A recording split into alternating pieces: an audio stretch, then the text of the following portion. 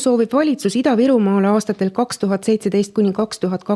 investeerida ligikaudu 200 miljonit eurot. Peaminister Jüri Ratas nentis, et regiooni terviklik areng nõuab pikaajalise rahastuse kõrval head koostöötahet riigi, kohalike omavalitsuste ning ettevõtjate vahel. Nii riigi kui kohaliku tasandi jaoks on väga tähtis piirkonna majanduse elavdamise juures ka elukeskkonna arendamine. Selleks, et noored ei lahkuks, vaid vastupidi, tahaksid tulla Ida-Virumaale elama, on kohapeal vaja atraktiivseid töökohti, kuid ka näiteks tervishoiu ja haridusasutuse kõrget taset. Riigihalduse minister Jaak Aab tõi välja, et riigi eesmärk on tulla appi Ida-Virumaa sotsiaalmajanduslike trendide murdmiseks. Sotsiaalmajanduslikud arenguprobleemid on olnud Eesti piirkondadest pikka aega kõige teravamad just Ida-Virumaal. Hoolimata oma tööstus- ja turismipotentsiaalist on piirkonnas siiani Eesti kõige suurem töötuse määr ja madalaim ettevõtlusaktiivsus. Peame selle potentsiaali ära kasutama ja muutma Ida-Virumaa arengu jätkusuutlikuks, ütles ta.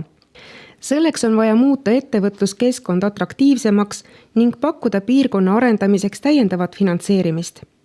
Soovin, et selle tulemusel elaks 2020. aastal kohapeal rohkem noori kui rahvastikuprognoosis öeldud.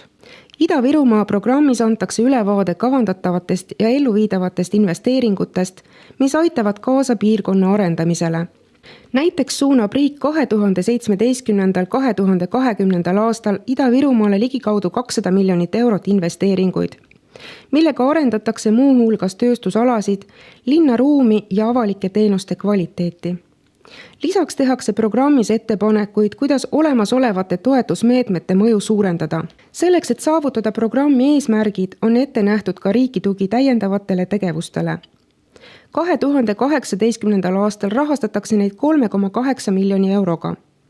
2019. ja järgnevate aastate riigipoolne toetus tuleb kokku leppida riigi eelarvestrateegia käigus. Eelkõige aitavad käivitatavad tegevused arendada majanduskeskkonda, mis peab soosima uusi investeeringuid ja senisest kõrgemat ettevõtlusaktiivsust, et suurendada piirkonna sissetulekuid ja tööhõivet.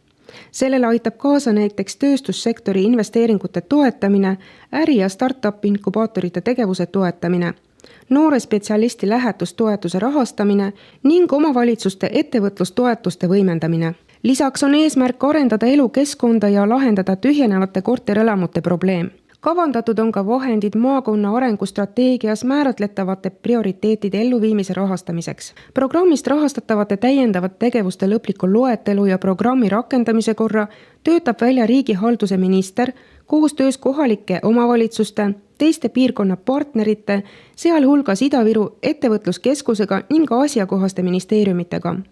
Ida-Virumaa programmi eesmärk on suurendada elukeskkonna atraktiivsust, elavdada piirkonna majandust, pidurdada noorte väljavoolu ning piirkonna eelise arendamisega vähendada selle mahajäämust teistes Eesti piirkondades. Ida-Virumaa programmi täiendavate meetmete rakendamist alustatakse 2018. aasta teises pooles.